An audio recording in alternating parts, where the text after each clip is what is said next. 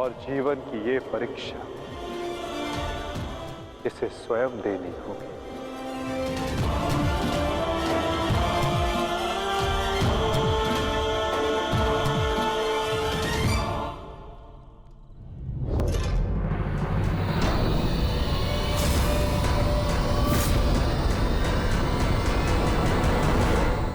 अब मैं तुम्हें जीवित नहीं छोड़ूंगा।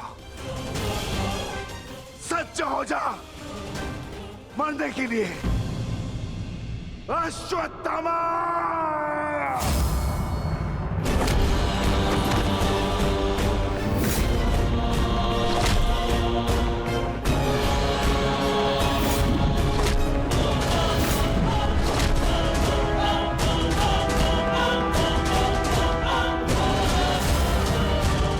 ठहरो विकोदर।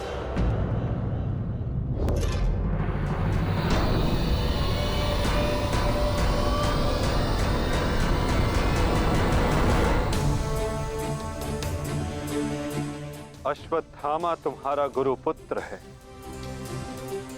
और जन्म से एक ब्राह्मण भी। इसकी हत्या का पाप तुम अपने सर पर ना लो विकोदर।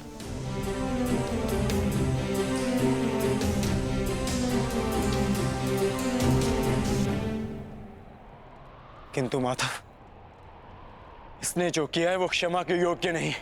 अवश्य पार्थ, अश्वत्थामा ने जो किया वो क्षमा के योग्य नहीं है। अश्वत्थामा को दंड अवश्य मिलेगा। ऐसा दंड कि आने वाला संसार सदा स्मरण रखे कि मूर्खता और खीज में किया गया कर्म सदा विनाशकारी सिद्ध होता है।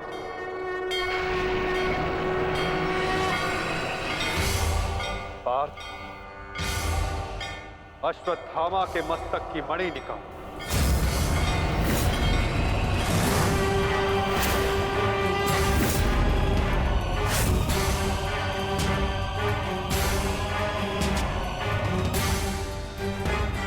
नहीं वासुदेव, आप ऐसा नहीं कर सकते। देना है तो मुझे मृत्युदंड दीजिए वासुदेव, परंतु ऐसा मत कीजिए। तुम वीर गति पाने के योग्य नहीं हो अश्वत्थामा। तुमने जो किया है उसका दंड तुम आजीवन भुगतोगे। पार्थ,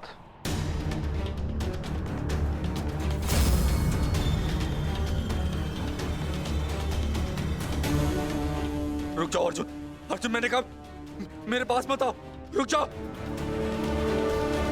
धर्मा एव हतो हन्ति, धर्मो रक्षति रक्षितः। तस्मात् धर्मो न हन्त्यो, मानो धर्मो हतो वधि।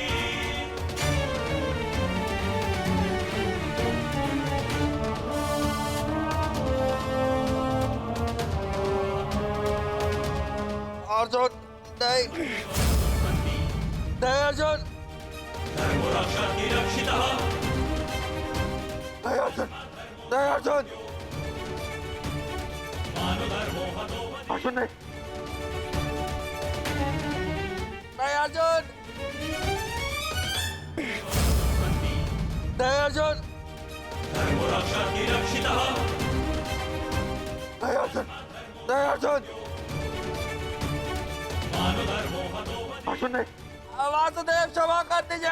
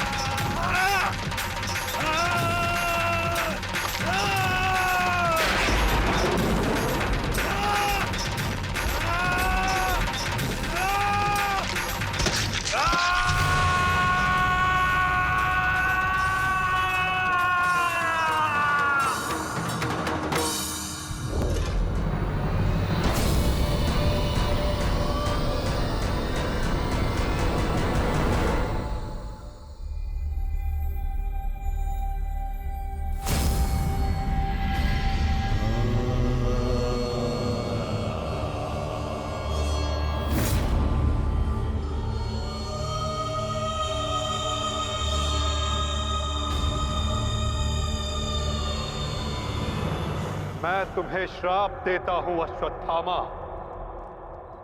तुम्हारे ये घाव कभी नहीं भरेंगे। तुम चिरकाल तक आजीवन ऐसे सड़ते रहोगे।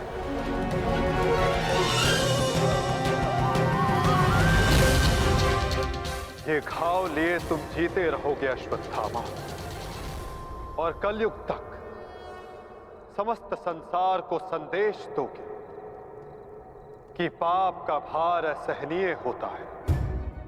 नहीं नहीं नहीं नहीं नहीं वासुदेव, वासुदेव मुझे क्षमा कर दीजिए, मुझे मृत्यु दे दीजिए वासुदेव, परंतु ऐसा मत कीजिए। नहीं गुरुपुत्र, अब से तुम्हारा जीवन ही तुम्हारा दंड है।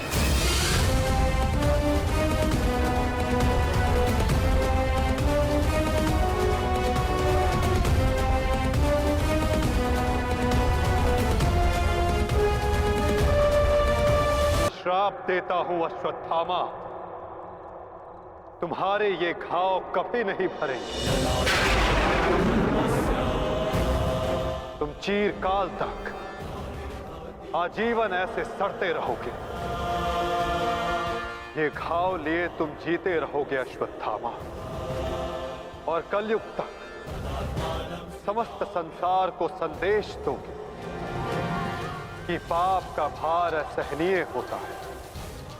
नहीं नहीं नहीं नहीं नहीं वासुदेव, मुझे मृत्यु दे दीजिए वासुदेव, परंतु ऐसा मत कीजिए। नहीं गुरुपुत्र, अब से तुम्हारा जीवन ही तुम्हारा दंड है।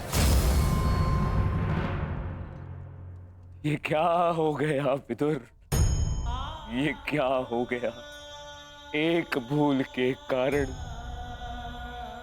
मेरा समस्त वंश समाप्त हो गया विदुर, समाप्त हो गया। यदि उस सभा में मैंने अपने पुत्र को रोका होता तो आज मेरे सभी 100 पुत्र जीवित होते।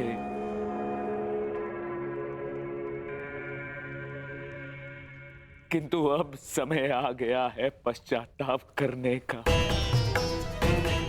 जाओ विदुर, और पांडवों को जाकर संदेश दो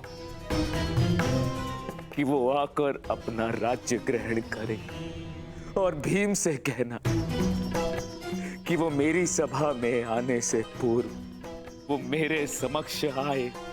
मैं उस वीर से मिलना चाहता हूं जिसने अपनी प्रतिज्ञा पूर्ण करने हेतु मेरे 100 पुत्रों को काल की गाल में डाल दिया। जाओ विदुर, जाओ।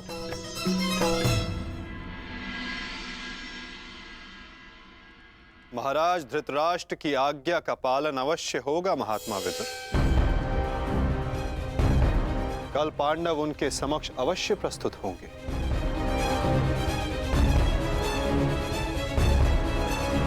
और विकोदर भीम भी।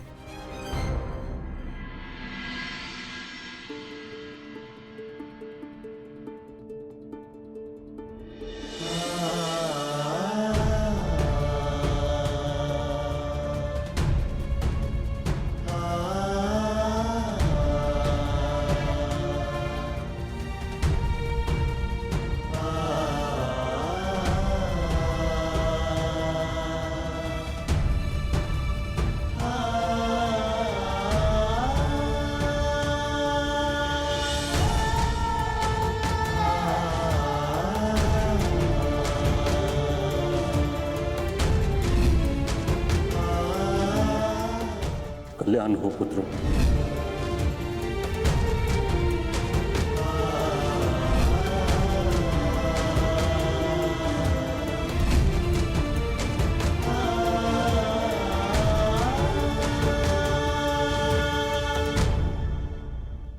धर्मराज, समय की गति सर्प के समान होती है। वो स्वयं चला जाता है परंतु अपने चिन्ह छोड़ जाता है। ज्ञानी पुरुष बीती से सीख लेकर आगे बढ़ जाते हैं। भूतकाल का स्मरण करके वो अपने वर्तमान और भविष्य को समाप्त नहीं करते। अब समय आ गया है अपना अधिकार लेने और प्रजा को उसका अधिकार दिलाने का, धर्मराज। तुम धर्म युद्ध जीत चुके हो, अब धर्म की स्थापना करो, धर्मराज। आगे बढ़ो।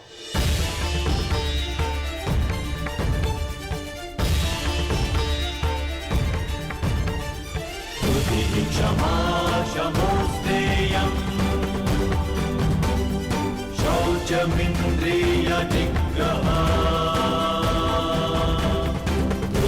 क्षमा शमोस्तेयम् शौचमिन्द्रिय निग्रहः निर्विद्या सत्यं क्रोधो दशकं धर्मलक्षणम्। स्वागत है सम्राट।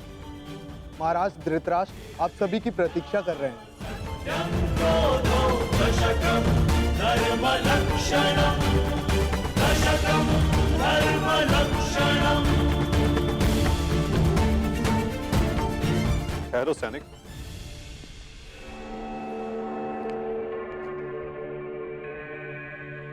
मुझे युवराज दुर्योधन का कक्ष देखना है। आइए वासुदेव।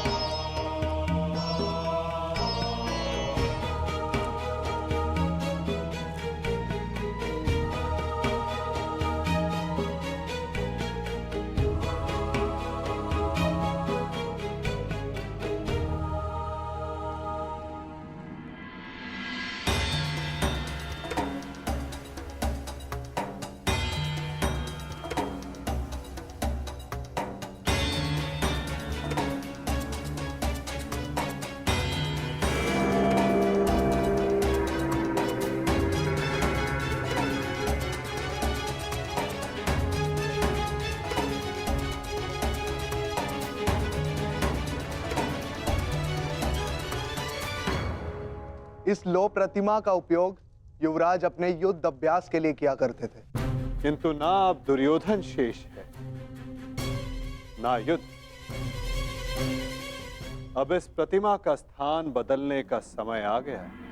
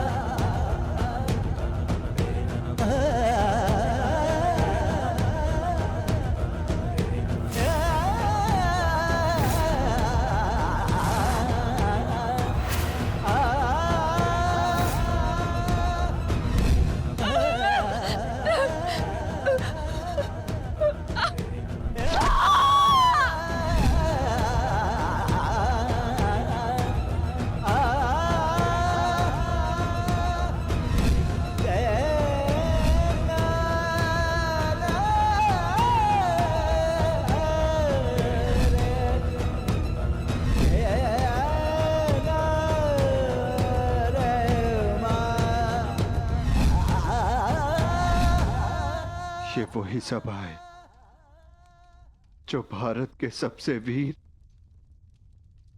और महान महारथियों से सजी रहती थी, और आज ये रिक्त है। वो एक अशुभ दिन था, वो एक द्यूत सभा जो मेरे 100 भाइयों और उन सभी महारथियों के विनाश का कारण बनी। 100 नहीं, 101। 101 भाई थे भ्राता भीम, कौरव और ज्येष्ठ कर्ण। सारी प्रतिज्ञाएं पूर्ण हो गई। यदि कुछ खाली है तो ये सभा।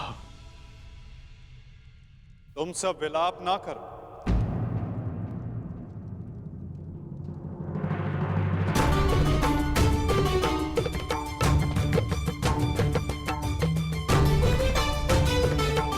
तुम सब ने धर्म के लिए युद्ध लड़ा, ऐसा कुछ नहीं किया जिसके कारण तुम्हें पश्चाताप अनुभव हो।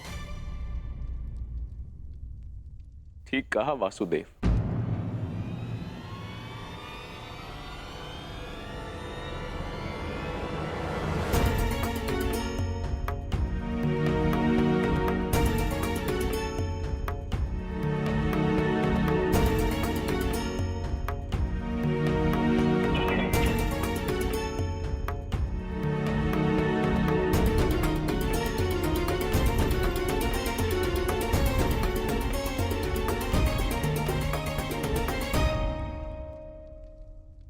पश्चाताप तो मुझे करना चाहिए। एक राजा का कर्तव्य होता है अपनी प्रजा को उन्नति के द्वार तक लेकर जाना,